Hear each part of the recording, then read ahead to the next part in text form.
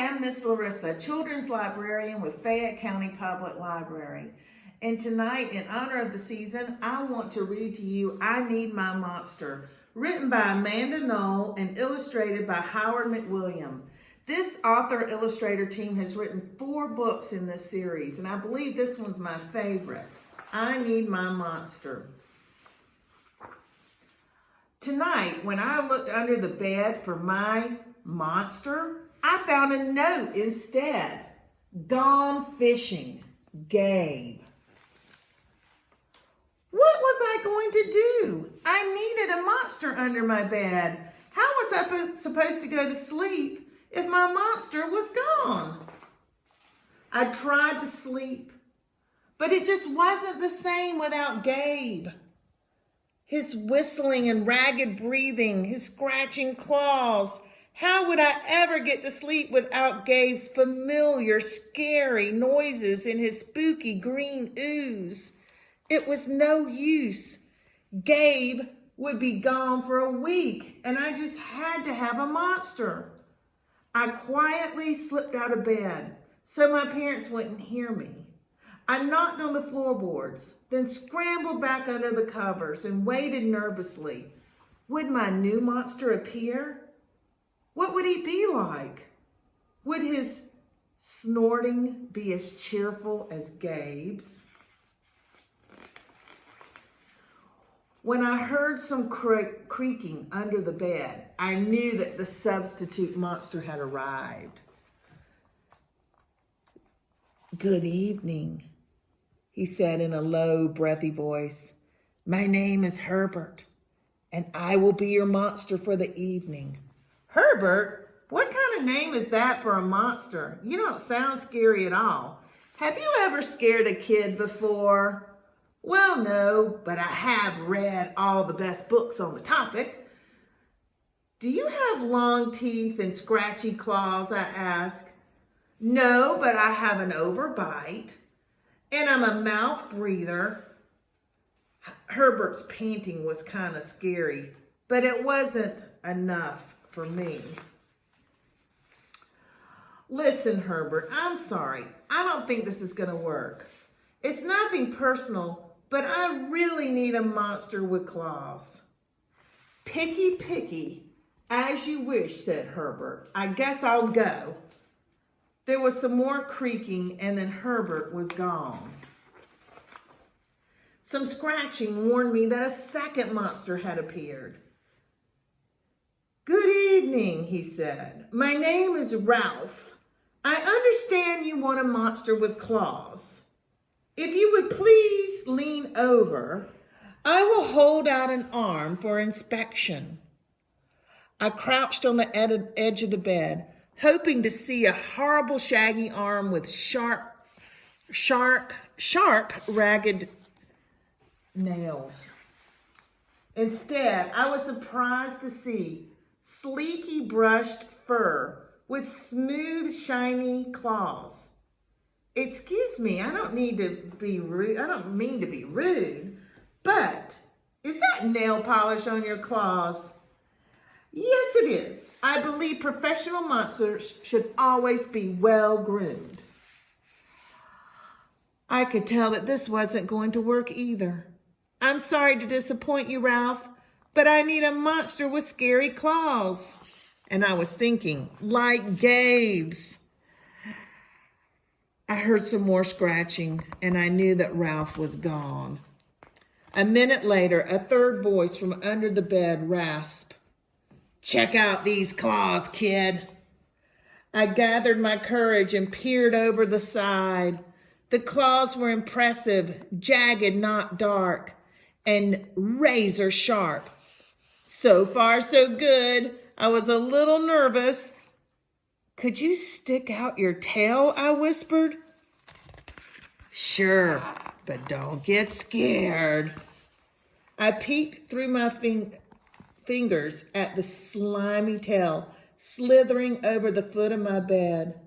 And that's when I noticed a pink bow. Wait a second, are you a girl monster? I am. I'm Cynthia.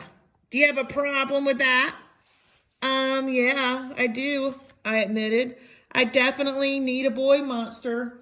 Boy monsters are for boys and girls are for girls. Everybody knows that. Well, aren't you a picky one, she sniffed, and then she was gone. Was I being too picky? No. I knew that my monster needed to be well-clawed and menacing.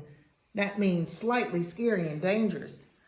The whole point of having a monster, after all, was to keep me in bed, imagining all the scary stuff that could happen if I got out.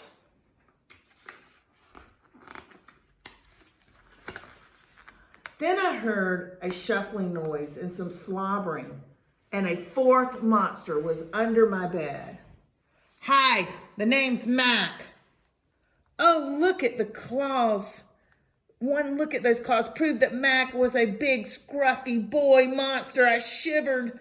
Maybe this one would work out. Those are excellent claws, but do you have a long tail? Nah, my tail is stumpy, Mac slurped, but I do have an unusually long tongue. Why would I be afraid of a long tongue? I asked.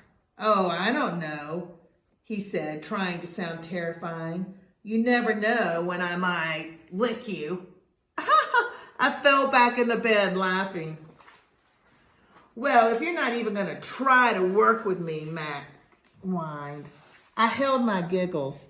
I really don't think you should send me away, he warned. Kids who reject 5 monsters in a night. I did not reject 5 monsters tonight, I interrupted. My regular monster went fishing. Fishing, eh? Maybe he just left because you're so picky. Fine, I'm out of here. But I wouldn't expect another monster tonight if I were you. How was I ever going to get to sleep without my monster? I was surprised to hear more creaking under the bed, loud creaking with scratching. I thought no more monsters were going to come tonight. Sorry I'm late, kid.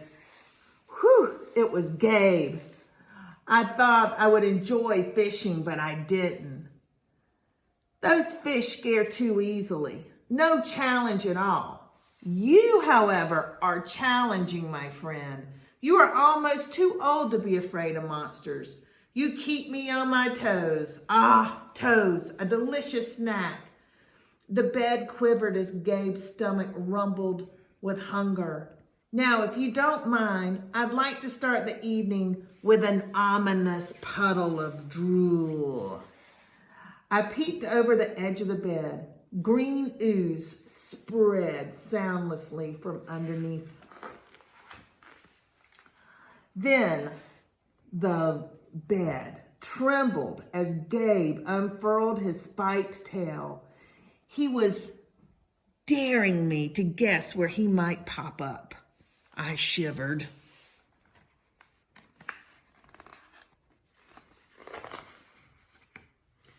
So you had some substitute monsters tonight, Gabe said, sharpening his claws on my bedpost. Were you scared?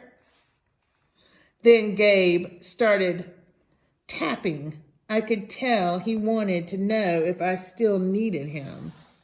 No other monster can scare me like you, I giggled, diving under the covers and pulling them up tight. Through the blanket, I heard Gabe's soft, comforting snorts. Ha! I knew it. We're made for each other, he growled. When my blanket started to slip off the bed, I knew Gabe was ready to eat. Now, if you could please stick out your feet, he said. I'd like to nibble your pinky toes. I yanked the blanket back up and snatched my feet in so Gabe couldn't get them. No toes tonight, but you can have this. And I offered a pillow, pushing it off the bed. I'd never even heard it hit the floor. Gabe was back. The ooze was perfect. everything was back to normal. I shivered. I'd be asleep in no time. I hope you enjoyed the story, I Need My Monster, and I hope you all have a safe, wonderful weekend, and I look forward to seeing you next week in the library. Thanks for watching.